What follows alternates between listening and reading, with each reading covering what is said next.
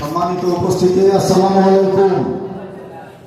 আজকে July August শহীদদের আত্মার মাগফিরাত কামনায় বাংলাদেশ জাতীয়তাবাদী প্রজন্ম দল রাজশাহী মহানগর জেলা কর্মী সভায় আমরা উপস্থিত হয়েছি।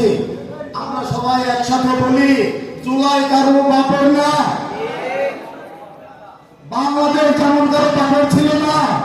জুলাই বাংলাদেশের কোন একক ব্যক্তির নয়, জুলাই বাংলাদেশের সমস্ত জনমানুষের। ঠিক যেমন রাজশাহী জেলা বাংলাদেশ বিপ্লবী দলের সাধারণ সম্পাদক আমার শ্রদ্ধেয় স্যার বাবুল হোসেন স্যার বলে গেলেন, কেন 15 আগস্ট হয়েছিল। এই 15 আগস্ট হয়েছিল স্বৈরাচার শেখ মুজিবের অধ্যক্ষ আচরণের কারণে সারা বাংলাদেশ বিরক্ত হয়ে গেছিল। ঠিক তেমনি 24 হয়েছিল, সারা বাংলাদেশকে চিহ্নি করে ফেলেছিল স্বৈরাচার সরকার শেখ হাসিনা। আমরা মতিহার থানার অধীনস্থ তালাইমারিতে উপস্থিত হয়েছি। আমরা অস্থির সেনা, আমরা অ্যাডভোকেট কবির হোসেন স্যার সেনা। আমি জানি, আপনারা জানেন, বাবা মোহাম্মদ রাজশাহী 3 আসনে এমপি পদপ্রার্থী হিসেবে আমাদের নেতা, আপনাদের নেতা, আমাদের রাজশাহীবাসীর নেতা জনাব নাসির হোসেন অস্থির সাহেবের বিকল্প আর নেই।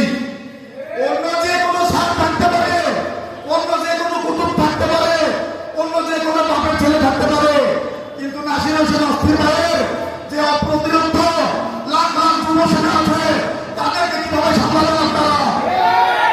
আপনারা যারা 5 আগস্টের আগে রাজনীতি করতেন, আপনারা বিএনপির রাজনীতি করতেন, আপনাদের বয়স নিয়ে কথা বলতে আমাদের লজ্জা লাগে।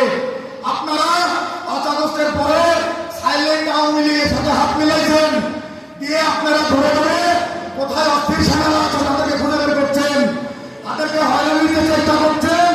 এটা করে আমাদের অস্থির নেতাকে, আমাদের নাসির হোসেন অস্থির সাহেবকে মোহনপুরে এমপি হওয়াতে আপনার ঠেকাইতে পারবেন না।